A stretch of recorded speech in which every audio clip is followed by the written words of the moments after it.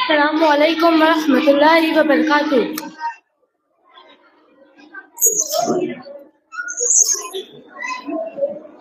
الحمد للہ رب العالمین والصلاة والسلام علی سید المرسلین وعلی آلہ اصحاب اجمعین، اما بعد، قال اللہ تعالی اعوذ باللہ من الشیطان الرجیم، بسم اللہ الرحمن الرحیم۔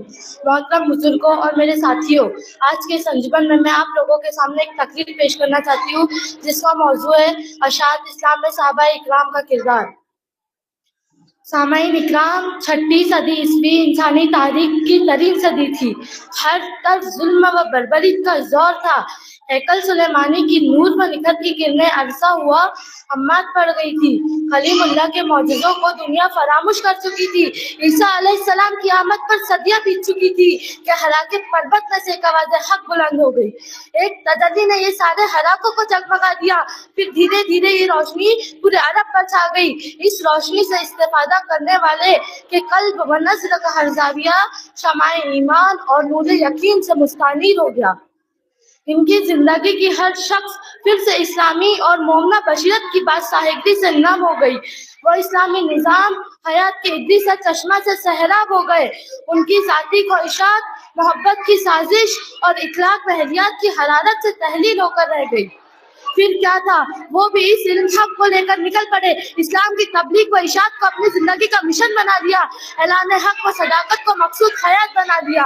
دیار مہر وفا کہہ رہی بن کر موڑ پر پیغمبر اعظم صلی اللہ علیہ وآلہ وسلم کا ساتھ دیا۔ کبھی تو مکہ کی گلیوں میں نغمہ توحید گنگنایا تو کبھی طائف کی سبزہ زاروں میں زائرین کعبہ کے سامنے دین محمدی کو پیش کیا۔ کبھی اہل مدینے کو درس قرآن دیا، تبلیغ اسلام کے لیے کبھی صحراؤں کو عبور کیا تو کبھی چٹانوں سے ٹکرائے، کبھی تو اپنے خون جگر سے اسلام کی رنگین تاریخ نغمہ کی تو کبھی مدینے میں خندق کھود کر اپنی جان فشانی کا ثبوت دیا، کبھی راہ خدا میں مال کا نذرانہ پیش کیا تو کبھی جانوروں کو قربان کر کے ابدا حیات کا راستہ لیا۔ الغرض اسلام کو جہاں بھی، جب بھی اور جس چیز کی بھی ضرورت پڑی، ان سرپرستوں نے اسلام کا مطالبہ پورا کیا۔